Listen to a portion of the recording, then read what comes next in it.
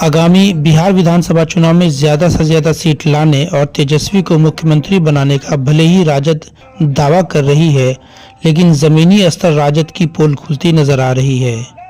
मोतिहारी में आयोजित किसान सम्मेलन में राजद के पूर्व मंत्री सुधाकर सिंह की जमकर किरकिरी हुई। राजद के द्वारा आयोजित किसान सम्मेलन में किसान तो दूर, अधिकांश कार्यकर्ता और नेता भी नजर नहीं आए। राजद के सम्मेलन में बहुत बड़ा पंडाल में लगी हजारों कुर्सियां, परंतु आधी से अधिक कुर्सियां खाली दिखाई दी, जिसका वीडियो सोशल मीडिया पर जमकर वायरल हो रहा है। दरअसल मोतिहारी के मधुबन विधानसभा के शेखपुरवा में राजद पार्टी के बैनर तले किसान सम्मेलन का आयोजन हुआ था, जिसमें बिहार के पूर्व कृषि मंत्री सह बक्सर के सांसद सुधाकर सिंह को मुख्य अतिथि के रूप में बुलाया गया था। हालांकि जब तक पूर्व कृषि मंत्री का भाषण में श्रोताओं का कमी रहा, जिस कारण आधी से अधिक कुर्सियां खाली पड़ गई। मजबूरन नेताजी को खाली कुर्सियों को ही भाषण सुनाना पड़ा और किसी ने इसका वीडियो बनाकर सोशल मीडिया पर वायरल कर दिया, जिसके बाद सोशल मीडिया पर कई तरह की चर्चाओं का बाजार गर्म हो गया। जब हम बिहार की सत्ता में आएंगे तो हम आर्थिक न्याय करेंगे और आर्थिक न्याय केवल नारे तक सीमित नहीं होगा, बल्कि हम जमीनी हकीकत तक बदलने का काम करेंगे। और उन्होंने कहा था कि जब हम सत्ता में आएंगे तो मोदी ने कहा था 2 करोड़ सरकारी नौकरी देंगे सलीना। 11 साल में नौकरी नहीं मिला भारत सरकार में, लेकिन तेजस्वी ने कहा था कि हम सरकार में आएंगे तो 10 लाख की सरकारी नौकरी देने का काम करेंगे। और 17 महीने के कार्यकाल में 5 लाख की सरकारी नौकरी ही देने का काम नहीं किया।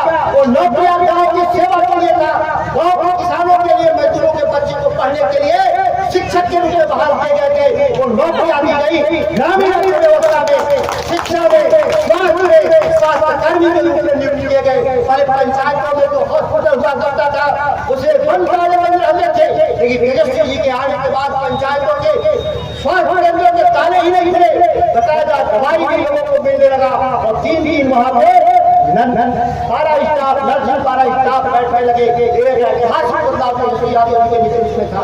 क्यों हम नारे के साथ नहीं, बिहार में परिवर्तन तैयार थे। सत्ता हमारे लिए भोग का साधन नहीं है, सत्ता हमारे लिए सेवा का साधन है। जरूरत पड़ने पर हम उस सत्ता को ठुकराने वाले लोग भी हैं। आप याद करिए इस देश में जब एक आंदोलन था कि राम मंदिर को, बाबरी मस्जिद को ढा दिया जाएगा, और तब लालू प्रसाद जी ने हम उनका निर्णय लिया था कि बाबरी मस्जिद को ढाएंगे, हम उनके गुनाह को माफ नहीं करेंगे। और यही आगवानी को यही गिरफ्तार करके सत्ता चाहे दखल हो गए थे, लेकिन समझौता नहीं है।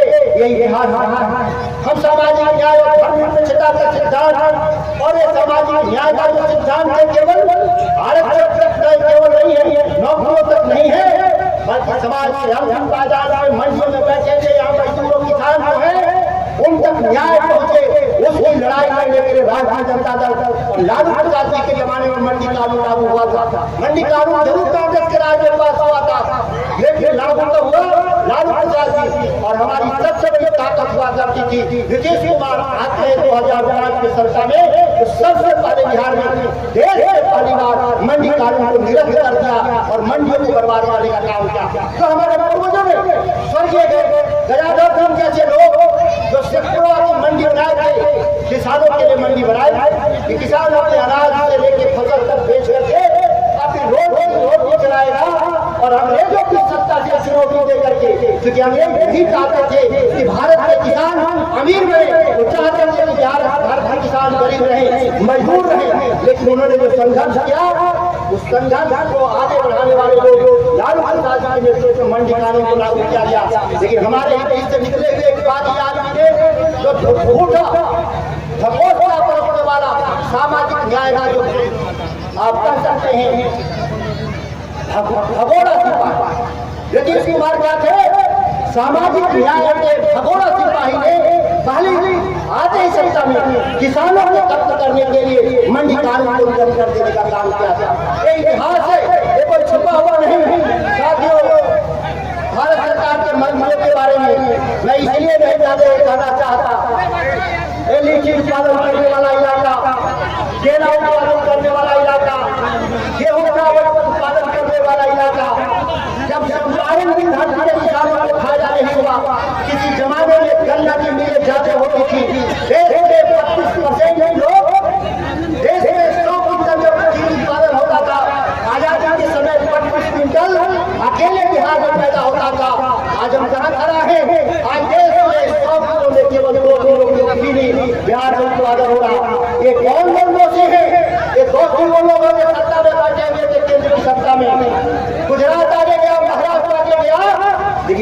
का एक किसान आगे नहीं गया। इस बात हालांकि वायरल वीडियो पर अब राजनीतिक सरगर्मी तेज हो गई है। जनता दल यूनाइटेड के राज्य कार्यकारिणी सदस्य दिव्यांशु भारद्वाज ने वीडियो जारी कर सुधाकर सिंह पर जमकर हमला बोला है। उन्होंने कहा है कि चंपारण के लोगों ने पूर्व कृषि मंत्री का बहुत ही गर्मजोशी से स्वागत किया है कि सभी कुर्सियां खाली रह गई। साथ ही उन्होंने कहा कि वे जिस विचारधारा से आते हैं, उनके नेता गरीबों के जमीन लिखवाकर नौकरी देने का काम करते थे, जिसे सच है, और उन लोगों के पर केस भी चल रहा है। वैसे लोगों को यहाँ चंपारण में आकर ज्ञान बांटने का कोई अधिकार ही नहीं है। मोतिहारी से अरविंद कुमार की रिपोर्ट।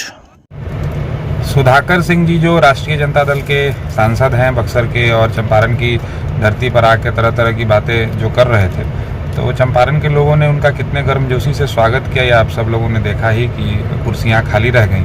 और वो उस विचारधारा से आते हैं जिस विचारधारा के, उनके विचारधारा के जो नेता हैं, उन लोगों ने गरीबों और असहाय लोगों का बिहार में, जिनको कट्ठा दो कट्ठा धूर में ज़मीनें हुआ करती थी, उन लोगों से ज़मीन लिखवा करके और उनके परिवार को लोगों को नौकरी देने का काम जिसका साक्ष्य है, जिसका केस उन लोगों पर चल रहा है, वैसे लोग आकर के यहाँ ज्ञान बांट रहे हैं कि भाई अंबानी अडानी को यहाँ की ज़मीनें दी जा रही हैं।